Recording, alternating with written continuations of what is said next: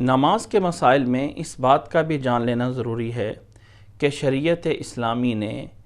کسی انسان کے اوپر وہ بوجھ نہیں ڈالا ہے جو وہ برداشت نہ کر سکے۔ اگر کوئی انسان بیمار ہے تو جتنی اس کی طاقت ہے اس طاقت کے مطابق جتنے ارکان پورے کر سکتا ہے وہ اس سے مطلوب ہیں۔ اللہ کے نبی صلی اللہ علیہ وسلم نے جو ہمیں نماز کا طریقہ سکھایا ہے اس میں قیام ہے، رکوع ہے، سجدہ ہے۔ جو انسان بیماری کی وجہ سے پوری طرح قیام نہیں کر سکتا وہ بیٹھ کے نماز پڑھ لے۔ جو بیٹھ کے نہیں پڑھ سکتا ہے کسی وجہ سے، بیماری کی وجہ سے، وہ لیٹ کے نماز پڑھ سکتا ہے۔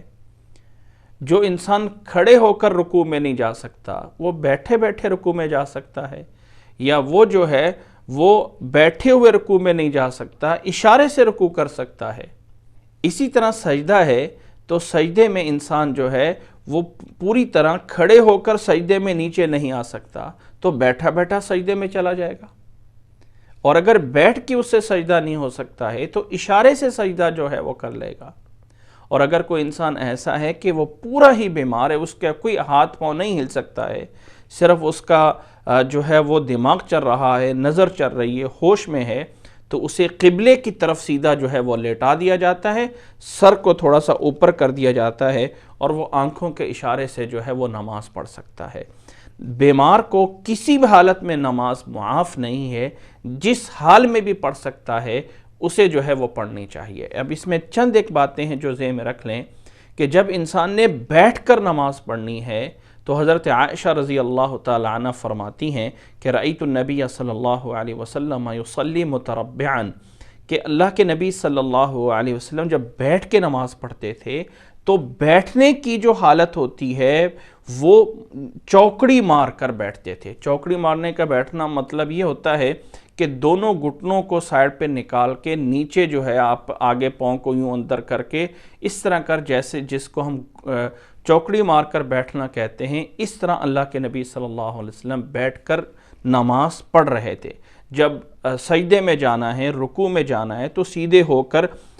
رکوع میں اور سجدے میں جو ہے وہ جھک لیا جائے، اور جب اتحیات میں بیٹھنا ہے تو اتحیات کی شکل میں ہی بیٹھا جائے، لیکن عام حالت میں جو بیٹھ کر نماز پڑھنی ہے اس میں چوکڑی مار کر جو ہے وہ بیٹھا جاتا ہے۔ اسی طرح یہ بات بھی ذہن میں رکھ لیں کہ اشارے سے جتنا زیادہ سے زیادہ جھک سکتے ہوں اتنا جو ہے وہ سجدہ کرنا چاہیے جھک کر، لیکن کرسی پر انسان بیٹھا ہو اور کرسی کے آگے کوئی جگہ بنائی ہوئی ہو جس کے اوپر انسان سجدہ کرے تو یہ صحیح نہیں ہے، اس لیے کہ سجدے کو انسان کسی اور چیز پہ کرے زمین کے علاوہ، یہ مقصود، یہ مطلوب نہیں ہے۔ کسی عذر کی وجہ سے سجدہ نہیں زمین پہ کر سکتا ہے تو جتنا زیادہ جھک سکتا ہے اسے جھکنا چاہیے۔ مروجہ کرسی جو بعض مساجد میں رکھی ہوتی ہے کہ آپ اس کے آگے لگے ہوئے کسی پھٹے کے اوپر جھک کر جو ہے وہ اپنا ماتھا رکھ لیں، یاد رکھ لیں کہ یہ طریقہ جو ہے وہ صحیح نہیں ہے۔ اللہ تعالیٰ میں سمجھنے کی توفیق عطا فرمائے۔